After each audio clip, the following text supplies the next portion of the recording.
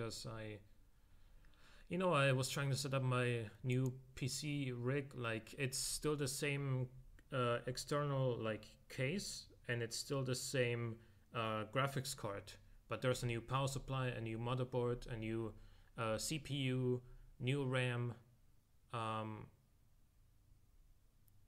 yeah, and Windows 10 instead of Windows 7.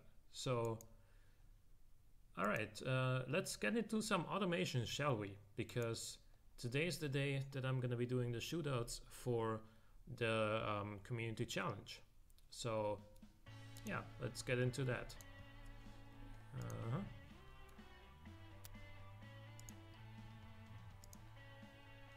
Okay. All right, so you should be able to see it now. Good. Yeah, had to set up a couple of things with streaming and OBS and stuff already, but all the files that I had before are still in here, which is awesome. I made sure to set all of that up. So, right. So that is my. Yeah. Give me one moment, please, so I can go to that.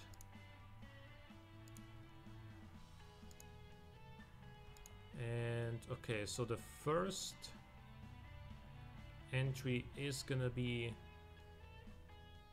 yeah, the first entry is gonna be this one. It's called the Silver, and it is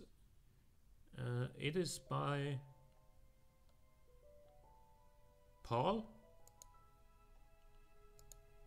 Yeah, it's by Paul. So I know that Mr. Rondini technically submitted first, but he had to resubmit because with a balance change that happened during the like while submissions were already open, the engine wouldn't fit anymore, so he had to make a new engine, and that is why, as an exception, he was allowed to resubmit because of the technical stuff there.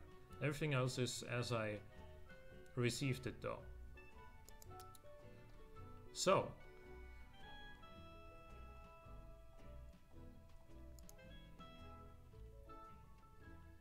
Hey Scarlet Fox Gaming, how's it going?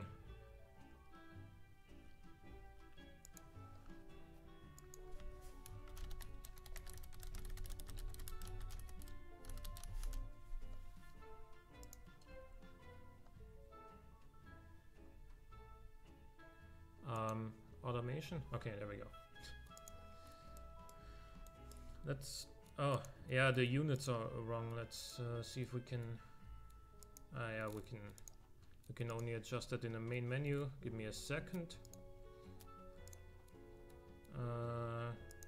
Horsepower and then Newton meters. Okay, sure. Grams, kilograms. Okay, now it should be good. I'm sorry. First time starting automation on this rig, so I'm doing good, thanks. Yeah. New rig now with an Intel i7 7700K and an MSI motherboard, a 750 watt PSU. Still my 970 graphics card, NVIDIA GTX 970, but it's good still. So okay, let's get into this car. So this is called the Silver, and it's silver, kind of, with a slight, very slight bluish tone to it, I think.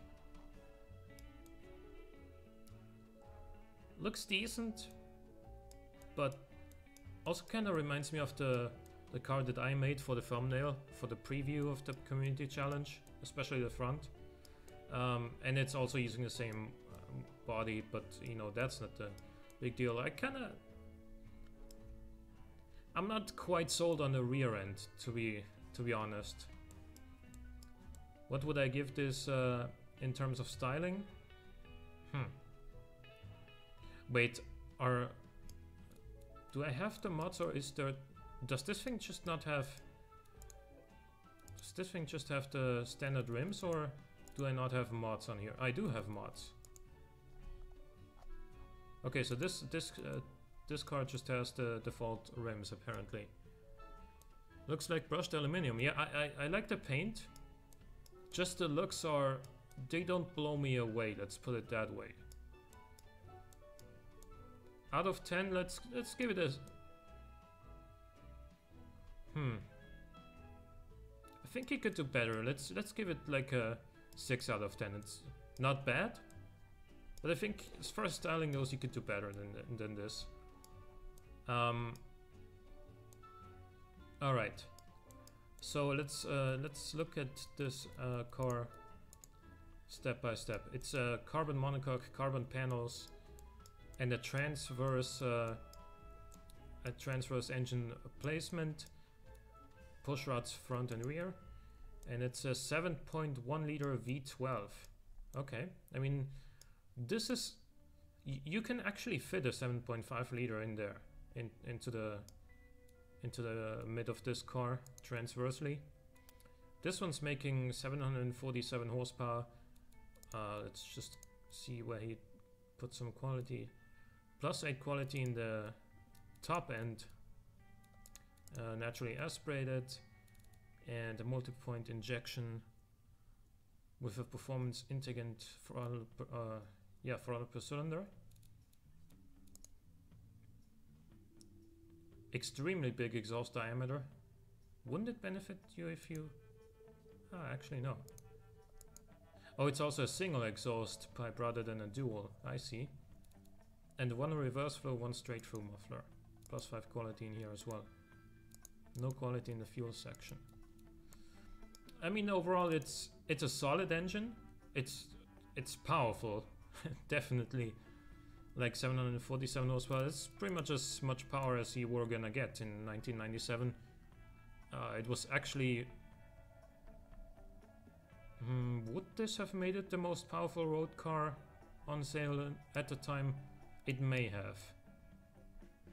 Because the Veyron didn't exist yet, and also the second generation of the Koenigsegg didn't exist yet with their own 5 liter twin supercharged V8.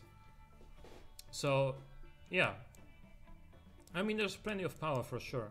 Let's see what else this has got going on for it. It's a 6-speed manual, as you would pretty much expect. Oh, interesting, is the top speed limited by gearing? We'll see about that in a second. Geared limited slip diff, +5 quality in here, then +5 in tires with 310s on the back and 255s on the front. 255s are pretty wide front tires for a mid-engine car, but I'm imagining we're gonna see wider ones than that. Simply because I didn't put any restrictions to the tire size. And some people may have noticed that. Vented discs all around, 3 pistons front, 2 pistons rear. No active aero because I banned it. Slightly higher than average rear wing angle. Let's see, what does this do? Okay, we actually have downforce on both ends. Give me a second. Gotta put myself offline on Steam apparently. I thought that if I go busy I wouldn't see the annotations, but still do. Okay, handmade interior, luxury CD, variable hydraulic power steering, traction control and ABS. Hey Makdim S, how's it going? We have +5 quality in the safety equipment, which is kind of interesting. You would expect maybe in the driver assists because of better drivability, but in the safety, you don't really need safety when you already have 75. Active sport and semi-active dampers, passive sway bars, and all the way slammed down to 100 millimeters. Yeah, this thing's gonna be scraping the ground. Nearly, like, look at that. Look at how low that front lip is compared to the front tire. You're not going over any speed humps with this thing.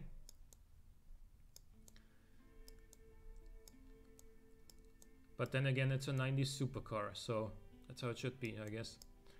Let's see about the performance.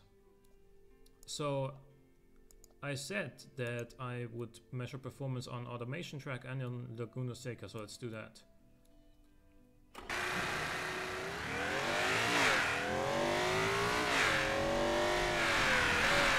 Not gonna watch the full lap. And holy shit, the engine is loud still. Let's tone that down a little bit.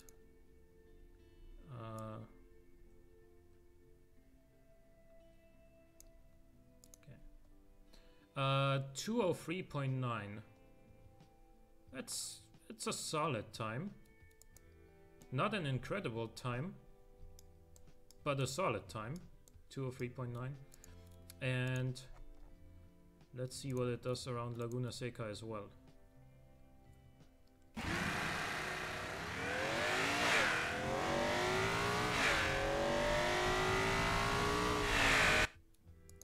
$137.3 around Laguna Seca on the flying lap. Remember, split 3 here is the flying lap. And that is again a solid time, but not an incredible time. The same goes for like 0 to 100 kilometers an hour. Top speed is, I don't want to spoil it, but from what I remember seeing when I first checked all the entries, this is kind of on the lower side, this top speed. So yeah, let's see about 0 to 200 acceleration. I have a straight right here.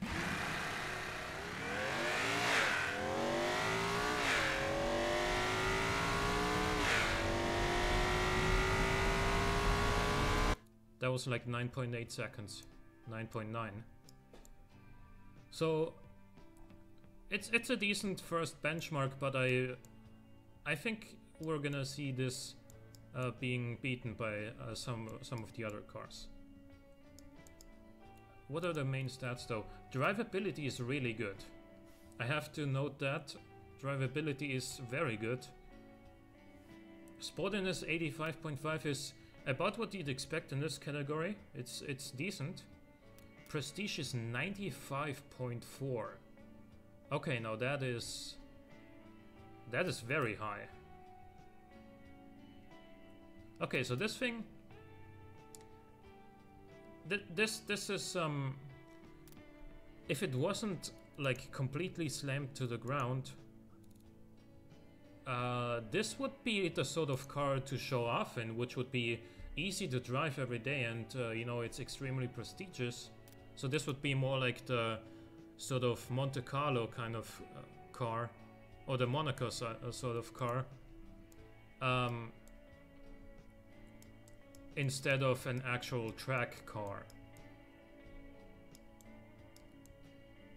So that does have something about it. Then again, it should have different rims, like instead of these ones.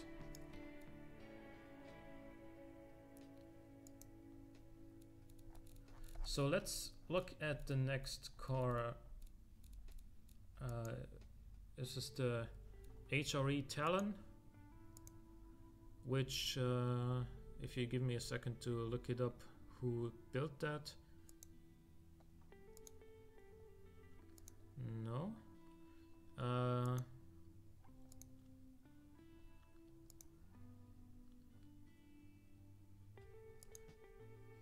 This was animated gaming. Okay, sorry. Okay.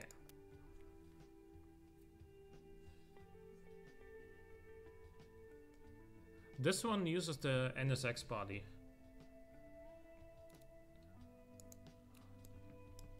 So let's see, we have probably carbon chassis and panels. Yep. And we have another transverse layout, but double wishbones front and rear instead of push rods. Okay. As far as styling goes, this looks kind of Japanese indeed, like with the sort of thin headlights here and a very thin main grille and then a big grille at the bottom. It's a little bit...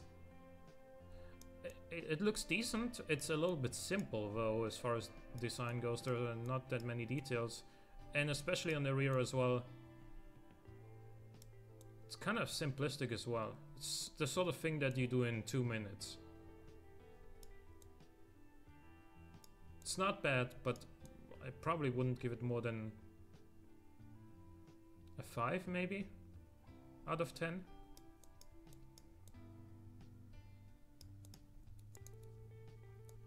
What engine do we have in here? A V12, surprise, surprise. But this one only has...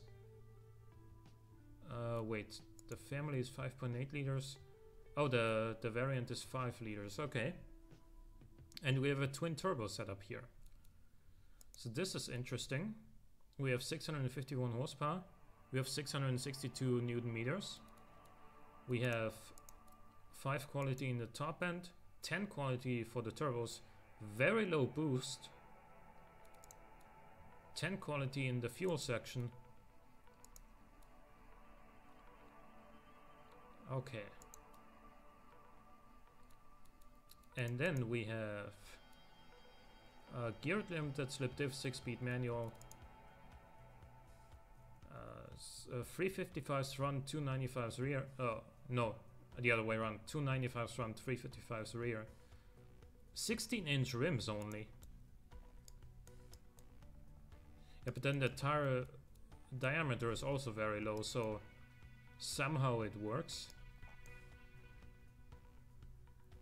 I mean, you wouldn't find this these dimensions in every tire store, like 295 45 R16 and 355 40 R16. You wouldn't find that very often, but you know, it's a supercar. It can get away with it. 4 piston vented discs up front, 2 piston vented discs on the rear. 50-50 brake bias. Oh, that's an interesting one. Okay, but he set it up just to match that. Okay, so some work went into that. Yeah, the downforce graph is kind of bugged. We have a fully clad under tray. A sport interior, luxury CD. See, the silver had handmade interior, which did buff prestige quite a lot. So we only have 82 here. But this car is gonna be lighter. Not too much though, now that I look at it. 1342. What was the silver's weight? Like 1350? No, 1450, I think. Yeah, okay, it's 100 kilograms lighter. Variable hydraulic steering, TC and ABS. 5 quality. And then 5 quality in suspension. And this is like... This is at 200 millimeters of ride height, whereas the other one was at 100, but that has to do just with the way that these bodies are in automation. Like, you can't make this body go extremely low, but that's fine. It has its advantages to have a slightly higher ride height. So, despite the fact that this is a turbo V12 and the other car was a naturally aspirated one, the drivability is very similar. However, the sportiness on this one is only 65.6, whereas we had 85.5 on the other car. And then the prestige is also like 10 points lower, more than that actually, like 13 points lower. So it has to make up for that with performance. Can it? 0 to 100 is equal. 351 kilometers an hour is faster. So let's see about the track performance.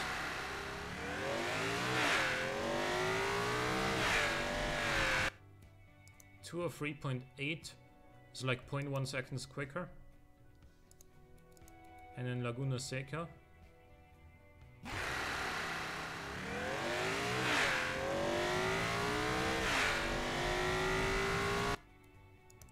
.17, that's also like 2 times faster. So they're pretty neck and neck in terms of performance. How about 0 to 200?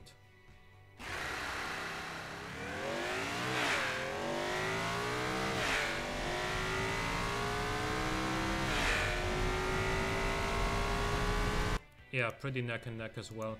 Also like 9.8 seconds or so for this one. So out of these first two, I would take the silver, because I think that it has a slightly better design and it just performs well. It's like pretty much neck and neck in performance on the track, but it has a much higher sportiness stat and it has much more prestige. Yes, this one actually has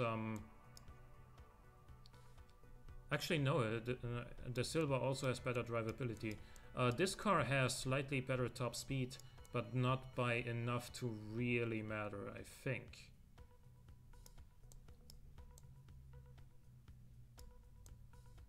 Yeah. Okay. Then the next one would be the Apex, which... Wait, where's... Okay, there's the Rondini. The Apex was built by Cinecon? No, not Cinecon. Wait, where is the...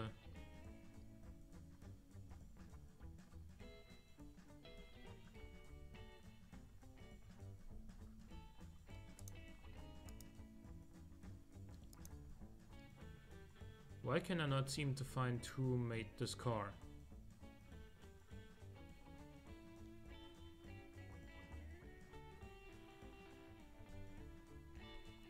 Oh, it's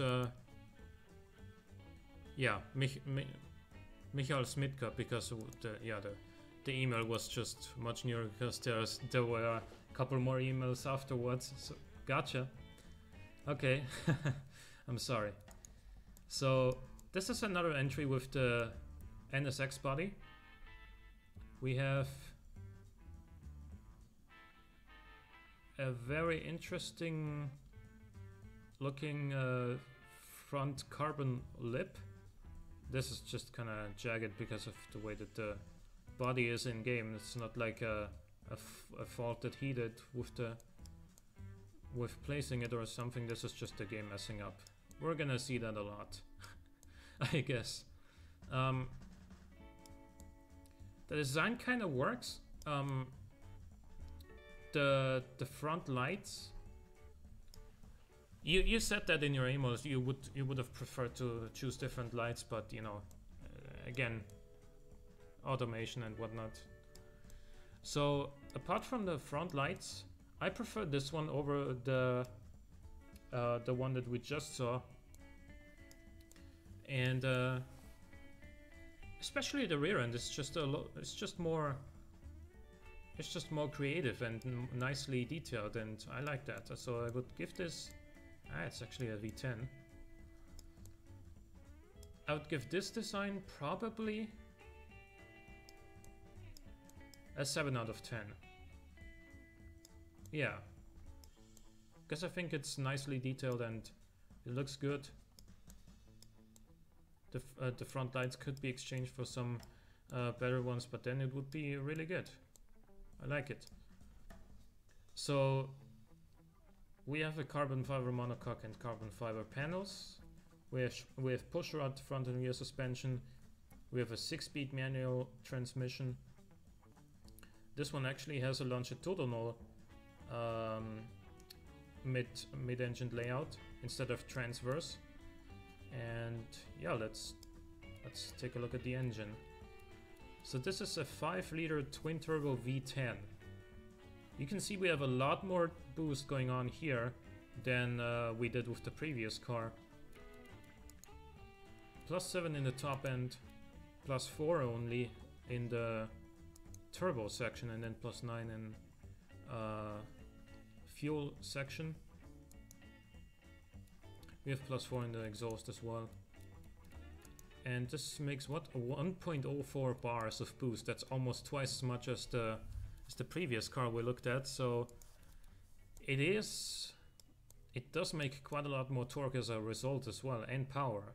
So 800 horsepower compared to the 650. So this is the most power we've seen so far. And what does that mean for performance?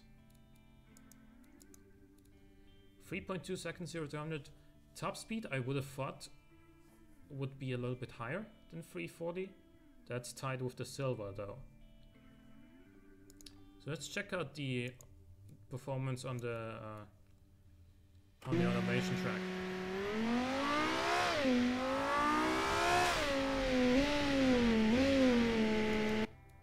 202.8.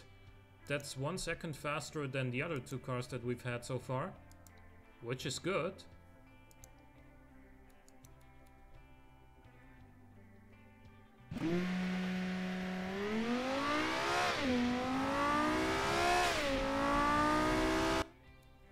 $136.15, that's 1 second again ahead of the HRE Talon, I think it was, that we just saw. And yeah, so performance-wise, this is clearly ahead of the pack at the moment. And styling-wise, I would also favor it over the other ones that we've seen so far. Let's check out the rest of the stats. 43.1 drivability is actually higher than I would have thought, given the you know, amount of turbo boost. Sportiness is 77.4, which is less than the silver, but it's still decent. 84.9 prestige is about 10 points less than the silver, but you know, it's still pretty high. Overall, like, I think the styling and performance are better by enough to make up for the... Actually, are they enough to make up for the big difference in sportiness and prestige?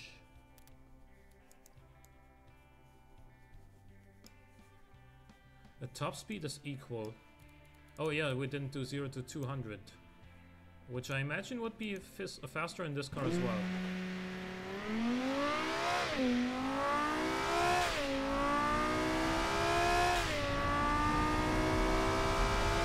That was like 9.0. So that is almost a full second faster than the other two cars we've seen so far. That is actually a lot.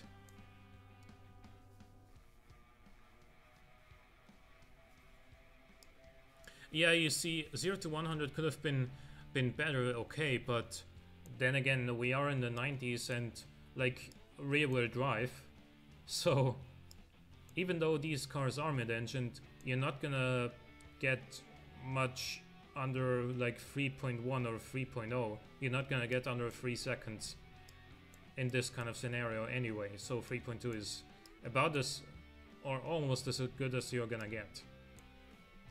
So yeah, I think this is so far the best car of the 3 that we've seen. Yeah, let's move on.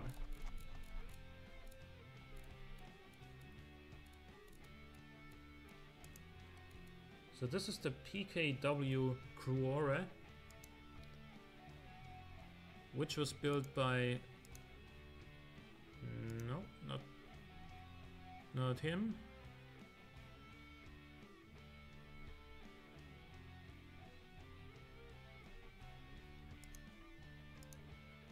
It was built by Cinecon. Okay.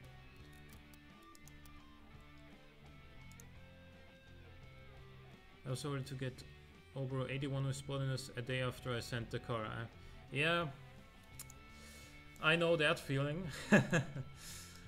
from competitions that I've participated in the past. So this car has a really nice base color, I think. This might even be the default color, now that I think about it, but it suits it really well. The design is very simplistic, but elegant. Except for, what are those wheels? What is that wheel color? The rear end, yeah, again, very simple, but kind of elegant.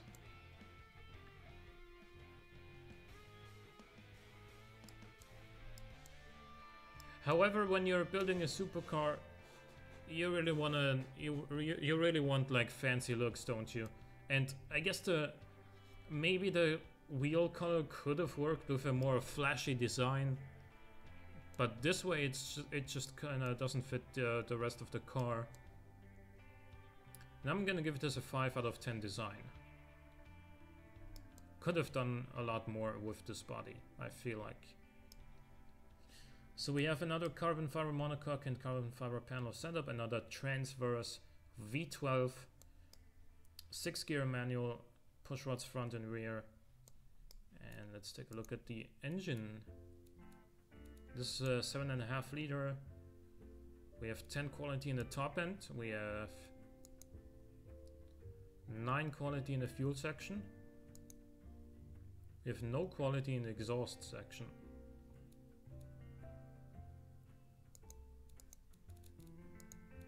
Six-speed manual, gear limited slip diff, and actually the first gear tops out at 100 kilometers an hour. And this also seems like it could go faster and is limited by gearing. We have sports tires, 280 on the rear, 215 on the front. These are the smallest tires we've seen so far, and yet the biggest rims. Also adds to that kind of unique look. 6-piston vented discs up front, 6-piston vented discs on the rear, 53 to 47 brake bias, and we have 50 front wing angles. We have all the downforce from the under tray, luxury interior and luxury entertainment, and plus 3 quality in suspension, also slammed almost to the ground. And 776 horsepower is actually quite a lot, but this is slightly heavier than the Apex that we just had. So let's see, 3 seconds 0 to 100 is the fastest so far. 351 kilometers an hour is also barely the fastest we've seen so far. So it does perform well in a straight line. But how does it do around corners?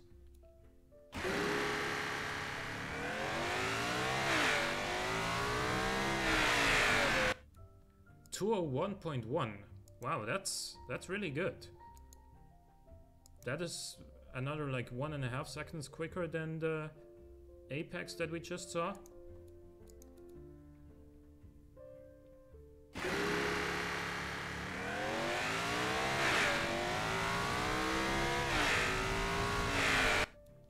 $135.3. Now we're getting into actual like modern days supercar territory. 135.3. That is very fast. Let's test the 0 to 200.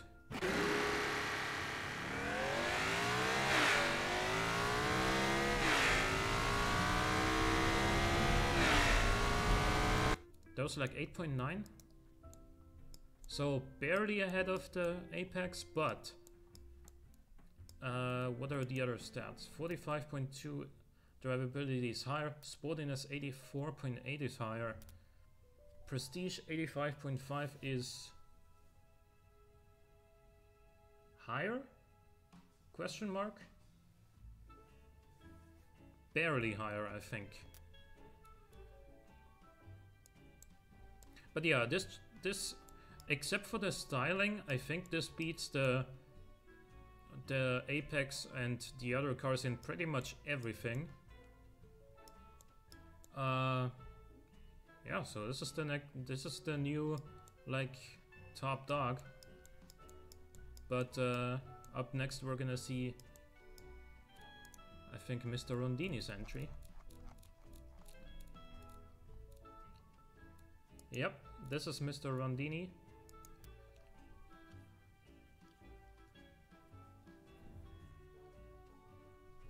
So let's see. Oh yeah, that's the LMP1 body. That's an interesting choice on his part. I like the amount of detailing that went into this design.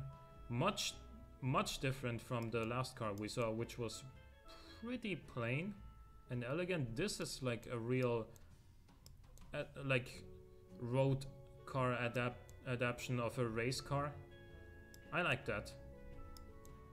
That's what supercars are about, aren't they? Remember that in the early days of Ferrari, like in the very beginning of Ferrari's automotive history, they sold cars that had been competing in races like the weekend before they sold them. So they were literally taken off the racetrack and onto the road. And I kind of get the feeling like this could be a car that is sort of like that, although of course in the 90s you had the sort of regulations that you would have to meet so that you can sell a car on the road, and different regulations for, you know, race cars, which, you know, don't apply to road cars. So yeah, we have carbon fiber everywhere. We have a longitudinal V12. We have a 6-gear manual. We have double wishbones up front and push rod on the rear. And let's look at that engine. This is a 6.9 liter V12. So this is the smallest naturally aspirated engine we've seen so far. And we have +6 quality in the top end. We have +10 in the fuel section and +3 in the exhaust section.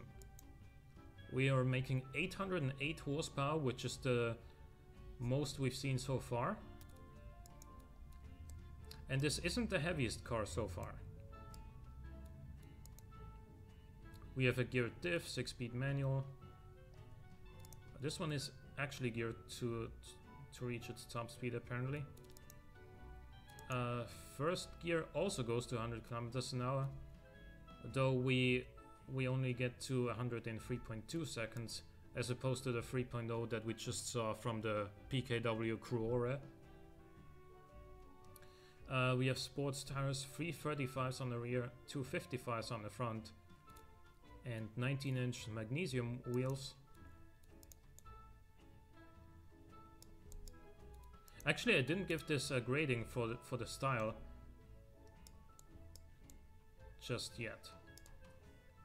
I would give this another 7. Like, it's good. It's, you know, maybe the lights don't speak to me fully, but apart from that, I think this is a good design. We have 4 piston vented discs on the front, 2 piston vented discs on the rear.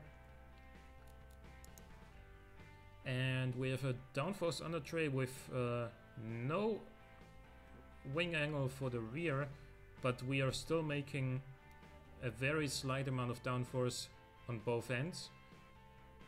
We're making like 0.4 kilograms on the rear at 50 kilometers an hour. At 200 we're making like... So this is the sort of... This is the kind of amount of downforce that you won't even really notice. It's just so it doesn't lift off the nose, basically, or get light in the rear when cornering in higher speeds. And I know that's what downforce is there to begin with, but this is like the bare minimum amount that you would ever like consider to even call downforce. This is like, it's basically neutral. No lift, no downforce is basically what this is. Sport interior, luxury CD. We have, yeah, advanced 90s safety. Also again, higher ride height than with the Murcielago bodies, but that's just the way that's just the nature of this body. Interestingly enough, he did not go for active sport springs or semi-active dampers. Maybe some more stats we gained there, but let's see. 3.20 to 100, 356 top speed is the highest so far, I think, by a little bit. And yeah, we had 353, I think, from the Cruore.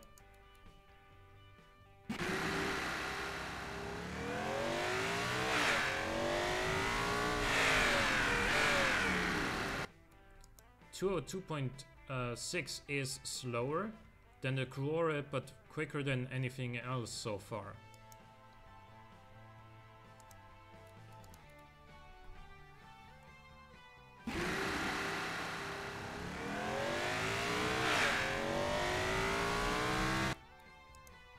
.136.16. I think also second place, but by another, like another 8/10 or so off from the Cruore. So the PKW Cruore definitely has a performance advantage over all other cars so far, at least on the track. How much faster is it in a straight line?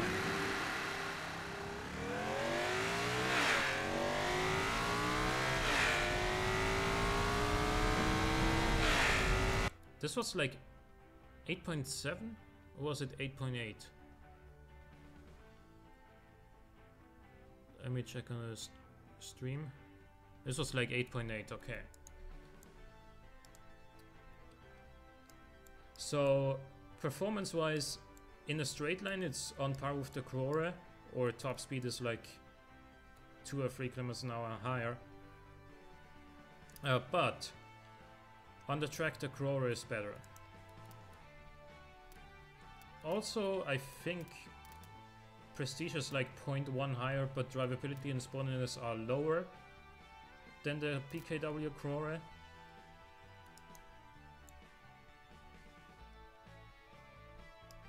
Power to weight is similar, slightly in favor of this car, but I would still favor the Cruore. It just has better stats and better on-track performance. Sorry, Mr. Rondini.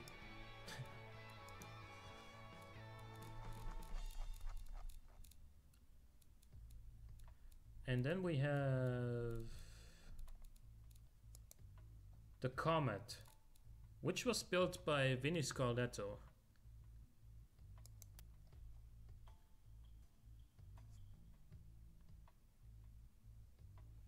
Okay, so here we have an engine with the Diablo body instead of the Murcielago body. The style reminds, especially these headlights, they remind me of the Bugatti EB110. I like it. Yeah, the wheels. The wheels are sort of like the kind of thing that you would put on one of these cars after you buy it, like with an aftermarket part, but it's fine. I like the rear end. I think this is a very good design, actually.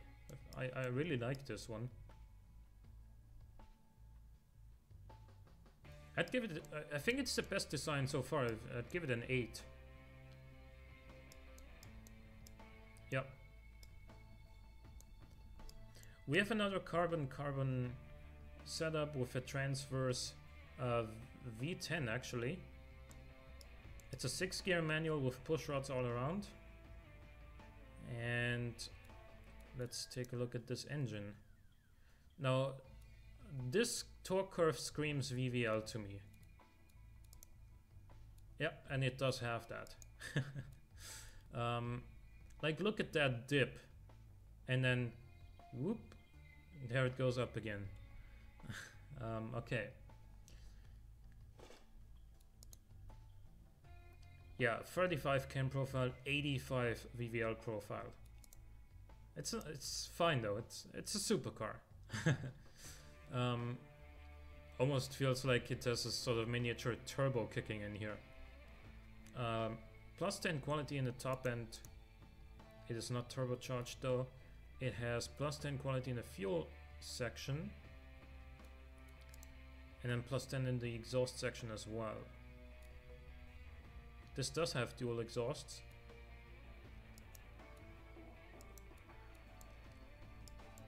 Okay, let's check out the rest of the thing. Okay, now this car has a very high top speed. Yeah, the Diablo body has an unusually low drag coefficient compared to all the other bodies available, so that's where that comes from. 0 to 100 in 3.2 is good. About the norm from what we've seen so far. Some cars were better, or one car was better, I think. Geared limited slip diff. 355s rear, 265s front, 19-inch magnesium rims, and then we have yeah, +5 quality in here. 4 piston vented discs on the front, 2 piston vented discs on the rear, 50-50 brake bias. We actually have a slight little bit of downforce on the rear, and actually quite a lot of lift on the front in higher speeds.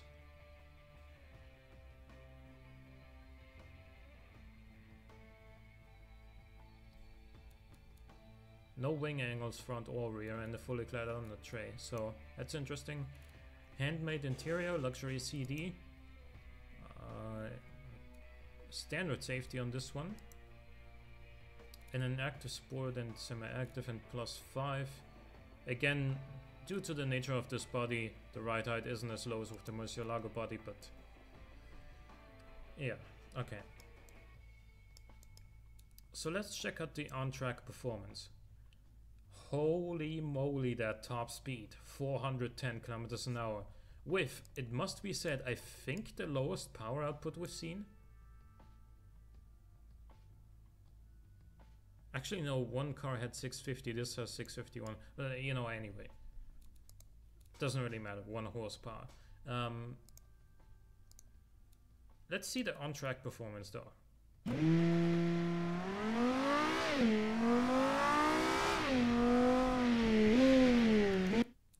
202.15 is, I believe, the second best time so far, so it's good, definitely good.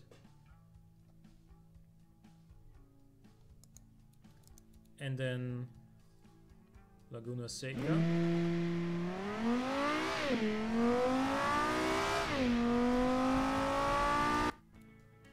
136.15, which is like pretty much tied with the Rondini for second place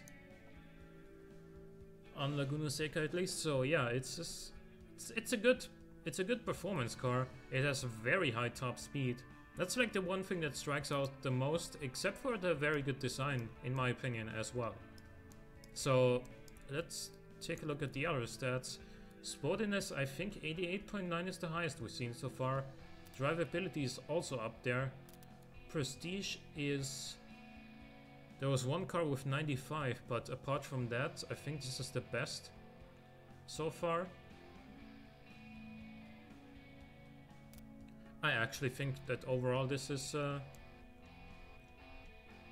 yeah, this car is now ahead of the pack, in my opinion, because while it doesn't quite perform as well as the PKW Crore on the track, it has a higher top speed, it has pretty much the same power to weight ratio, it has better drivability and sportiness, slightly better prestige.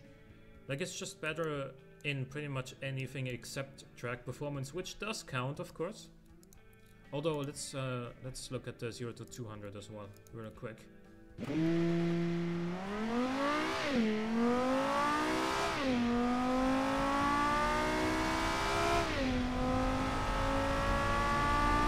That was like a 9.5, so it does lose out on that compared to the PKW Crore. Is it still ahead overall?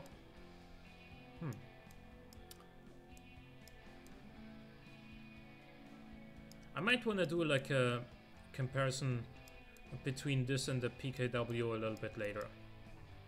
Because I think it's going to be really close overall.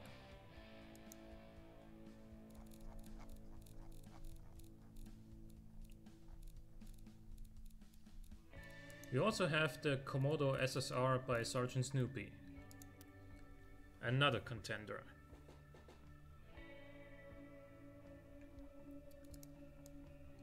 And another contender actually using the Diablo body. Oh, and look at that horsepower, so we might see an absurdly high top speed. We have a space frame chassis and carbon fiber panels. That's interesting. So I'm not quite sure about the on-track performance of this car. We have push rods front and rear. We have a longitudinal V12. Okay. And then, yeah, 6-speed manual, as you would expect. Let's take a look at that engine. Okay, so basically no torque until like 4, maybe 5,000 RPM. It's not fair. It's not no torque. You know, 700 Newton meters is still like 516 pound-feet of torque. It's still a lot of torque, but you know, there is where it really starts. We have heavy-duty forged and forged components instead of like titanium lightweight forged. Cuts down the cost a little bit. Same with the space frame chassis over the carbon monocoque,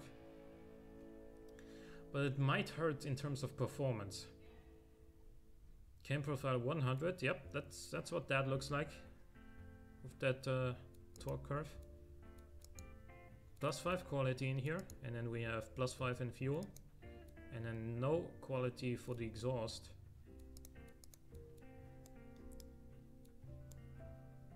Styling though, I think this is a good looking car.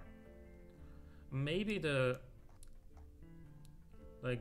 this setup of the headlights with these little almost LED-esque headlights is a little bit too modern. And I think this this fixture exists also with a slightly more 90s-esque layout, so that is what I would have chosen. But apart from that, I think it looks really good as well. I'd give this a... it's hard to say. Because the back is a little bit... it's a little bit too... you know, not bad or anything, just a little bit less, a little bit too ordinary with the design. I mean, obviously it doesn't look like a normal car, but that's more for the shape of the rear end and these giant vents. But I have to take a sip of water real quick. Excuse me.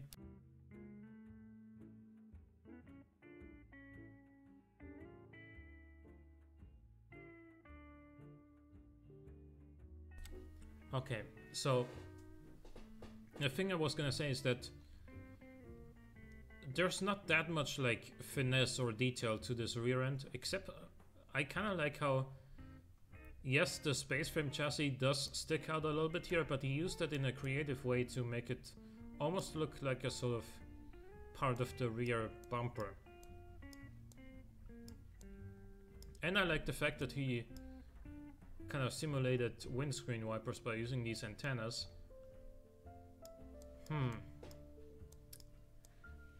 I still think the Comet looked a little bit better, so I'd give this a 7. But it's still really good. We have rear-wheel drive, 6-speed manual. Insane top speed apparently. Not quite insane, 0 to 100. Sports tires, 315s front, 315s rear, 245s front, 18-inch magnesium rims. That's the smallest rims we've seen so far, I think. No, actually, we had one with 16s. But yeah, 375mm front vented discs with 4 pistons and 375s on the rear with 3 pistons. Not 50-50 brake bias. Basically no downforce at all, except for an incredibly small amount at top speed on the front, and then we actually have lift on the rear. So while the top speed will be very high with this car, you don't actually want to drive it at anything above like 350 or so, because that's what a lift on the rear is really gonna be noticeable.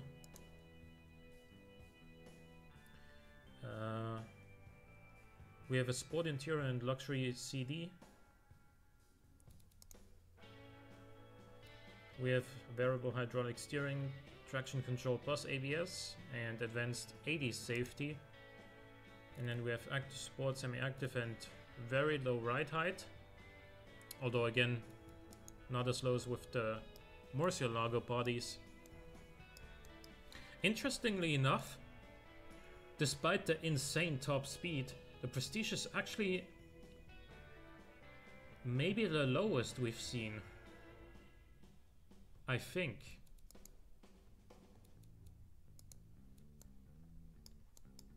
And this also has a 7.5 liter V12, so that's also a big contributor to the Prestige. Let's see how this does around the track.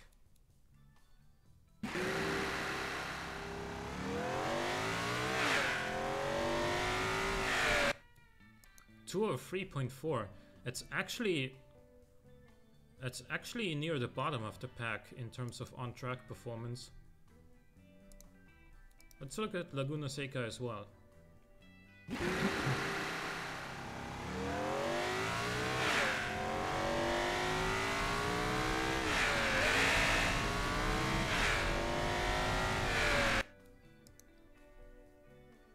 $137.2 is also near the bottom. However, where I do think this will be good is 0 to 200.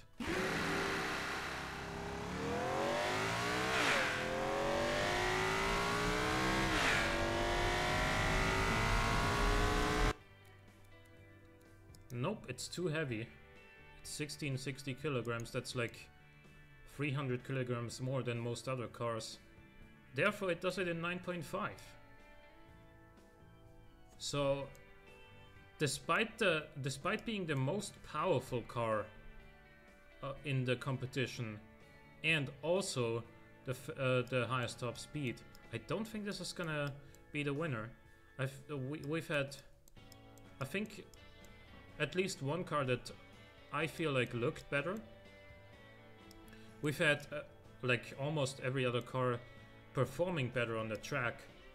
And interestingly enough, this is also not near the top in terms of 0 to 200 kilometers an hour. You'd think that it would be with this much power, but the weight is just holding it back. And in terms of drivability, it is not the best, but you know, near the top at least. Sportiness, I think, is the highest we've seen. And then Prestige is the lowest, however. I mean, the top speed is insane. But that's really all that you can really... That's really it, right? That's like this car is one trump card. Power to weight is probably also the highest so far.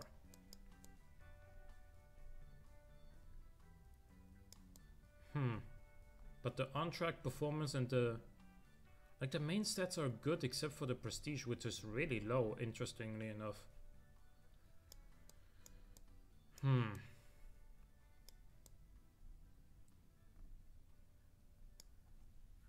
Why does this decision have to be so hard? think I'm gonna make a separate video between this, the PKW Corora and the Comet, and compare each of their strengths and weaknesses to define a winner more easily. So those are the 3 that will be in the finals. Sadly, we are at the end of our entries. We only had like 7 entries on this one. I thought this was gonna be a little bit more. Actually, no, we have 1 more entry. My bad.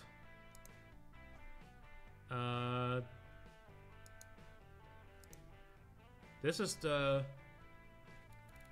Atmosphere by Random Hand Tie, and it uses the NSX body. Design-wise, again, I'm not a huge fan of these LED style bulbs in a 90s car. It's a little bit too modern, I think. But other than that, I like the general fascia of the front with the little fog lights down here. I think it suits it pretty well. Standard rims though. And then the rear is again a little bit futuristic with this, and also I feel like the number plate either should be bigger or there should be something between these taillights, like a chrome bar or something. This is more of a 6 out of 10 design.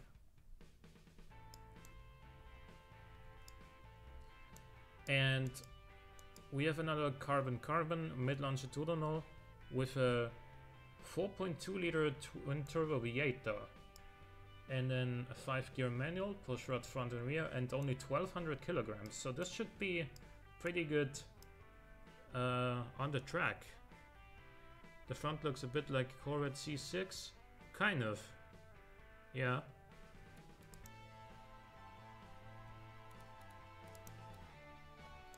So this is a 4.2 liter twin turbo V8. We have plus 10 in the top end. Only VVT on the intake cams, interestingly enough. Does it have VVL? No, it doesn't. Oh, it's a 5 valve per cylinder setup. Okay, I see. We have 0.8777 bars of boost. I still don't fully understand why they added a 3rd digit after the comma whenever they went to the UE4. It was just much more intuitive with two digits beyond the comma, and it would go up by 0.01 every time you up the boost.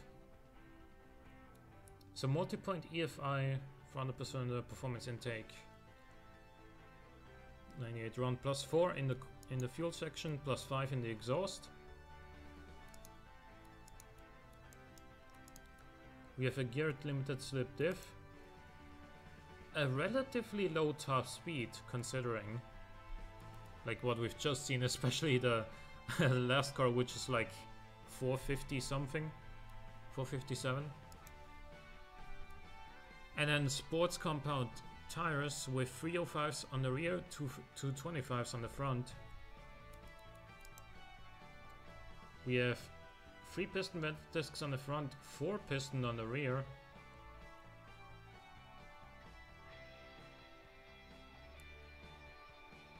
Okay, and then we have a downforce on the tray and actual downforce front and rear. We have a lot of downforce, especially on the front, so this thing is gonna turn in really sharply.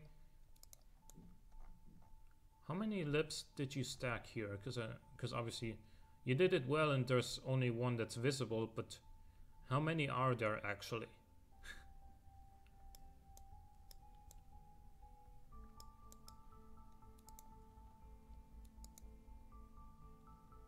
There's only a standard CD player in this one though, which hurts the prestige, as you can see, only 72.1, which I think is the lowest we've seen.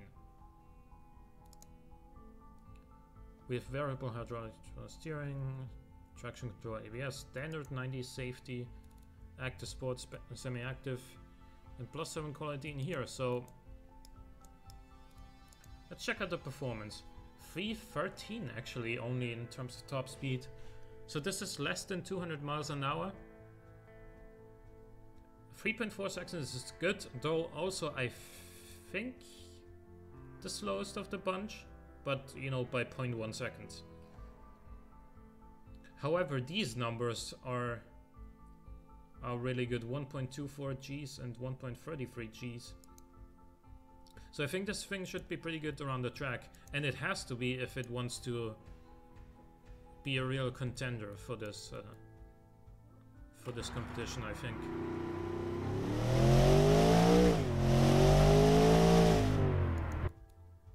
.202.5. This is not near the top.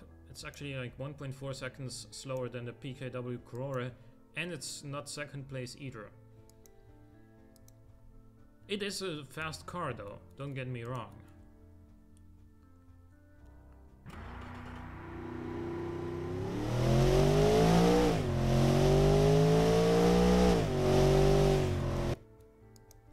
And then on 1:36.15, I feel like we've seen this exact time before.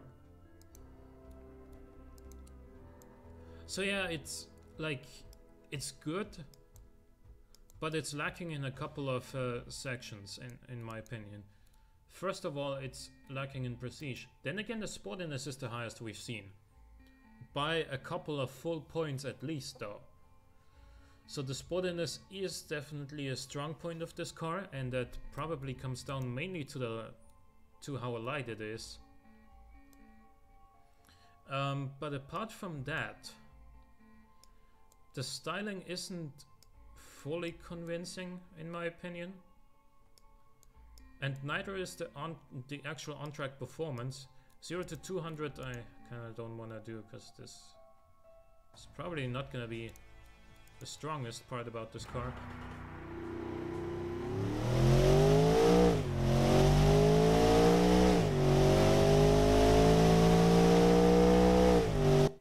That's like a 10 flat, which I think is the slowest so far.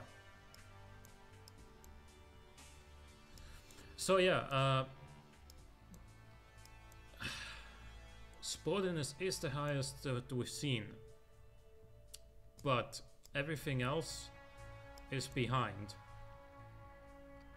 Especially the prestige, and especially like the on-track performance is good, but we've seen better. So don't really think that this car would be like in the runnings for the top spot. Having the most sportiness is nice, but it takes a little bit more than that, in my opinion. Now, in case you were interested how my car that I have on the thumbnail of the announcement video performs, wait, where is it?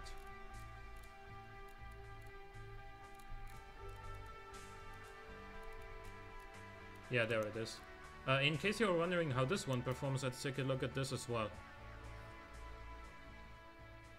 So this is a 7.5 liter V12 in the Murcielago body. It's mounted transversely. This is the rear end of it. By the way, didn't put too much effort into that one. I wouldn't give this a 10 out of 10 styling at all, but you know. So yeah, this is look at that torque curve. We had another 7.5 liter V12 in the competition that made more power and torque than this, but you know, the other car had like 700 Newton meters at 5,000 RPM. That's what this makes at 2,400, and it just makes a lot more torque throughout the rev band. It's just more accessible, and it has 835 horsepower, which is 100 less than the other car, but it's you know, available. The torque is available for more of the time, and that is why I went this way. You see that cam profile is 64 as opposed to 100.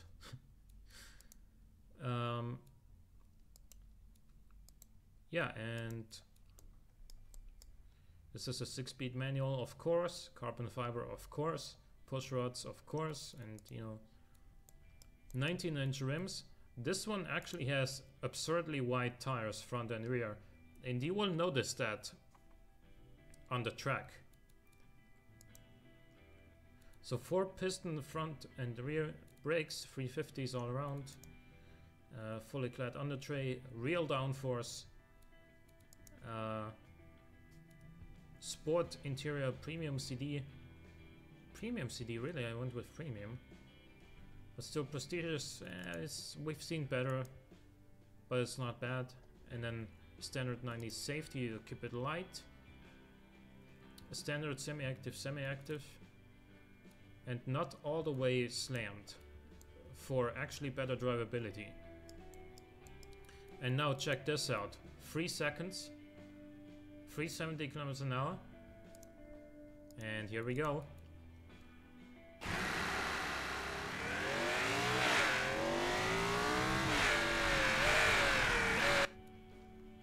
(158.91). So this is more than 2 seconds faster than the fastest car we've had in the competition. And that is all down to these tires. And what was the best time around Laguna Seca? It was 1:35.30.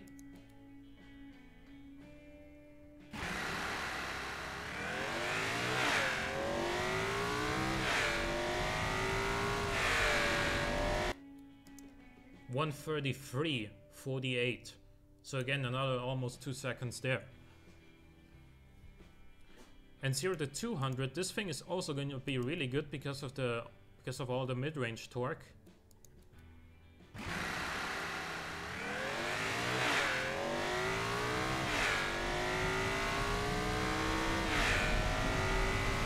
That was like an 8.4, so it's really up there with the others. So this car would do really, really well in the competition, I feel like, if I had changed the rear end to be a little bit more creative.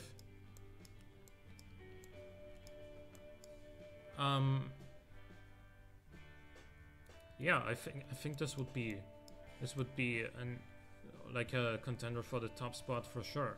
But you know, it's my own car, so I'm not gonna compete against everything that people have built. And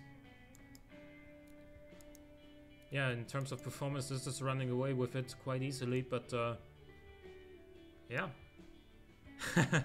Those lap times are just crazy, yes they are. And again, it's all down to these 285 section front tires and 385s on the rear. Like, this thing just sticks to the road. You see that there's like basically no wheel spin at all. This pulls what, 1.03 G of acceleration from the start. So yeah, this is because it puts the power down.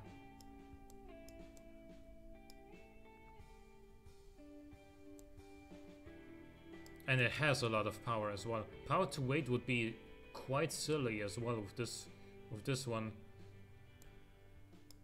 I think power to weight is actually the best we've seen so far. But yeah, not competing in my own competition. Just in case you were wondering what kind of stats this one was making. There you go.